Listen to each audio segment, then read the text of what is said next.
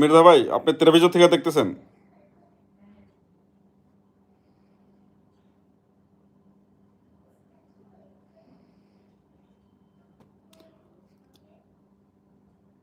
আসসালাম ভাইয়া, আশা করি ভালো আছেন। ভাইয়া, ফিঙ্গারপ্রিন্ট দেওয়ার জন্য কি A1 সার্টিফিকেট বা কাজের কন্ট্রাক্ট লাগবে? না, না, আপনার ভাষা সার্টিফিকেট প্রথম অবস্থায় আপনার সে ফিঙ্গারপ্রিন্টে লাগে না সাধারণত।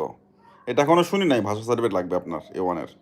A1 সার্টিফিকেটটা লাগবে, A1 সার্টিফিকেটটা লাগবে আপনার মূলত এখন যে কোনো কিছুতে লাগবে এমন কিছু জরুরি কিছু না। ভাষা সার্টিফিকেট রেখে দিলেন আপনি আপাতত। ওই সার্টিফিকেট যেটা আপনি ভর্তি হইছেন ওইটা আপনার কোনো কিছুতে লাগবে, এখন পর্যন্ত লাগবে না। ভাষা সার্টিফিকেটটা আমাদের ইটালিতে মূলত লাগে ২ বার। ঠিক আছে? বর্তমান নিয়ম অনুযায়ী। যখন কার্তা সৌজন্য করতে যাবেন, কার্তা সৌজন্য। যে ৫ বছর মেয়াদি আপনার ৫ বছর থাকার পরে আপনার ইটালিতে ওই আপনার কার্তা সৌজন্য বলি আমরা। ১০ বছর মেয়াদি যে আপনার রেসিডেন্ট পারমিটটা পাইবেন, পেরমিসো দি সৌজন্য।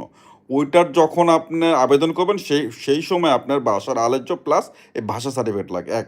আরেকবার লাগে আপনি ইটালিতে যারা আপনার নাগরিকত্ব নিতে চায়, সিটিজেনশিপ এখানের, ইটালিয়ান পাসপোর্ট নিতে চায়, সে আবেদন করার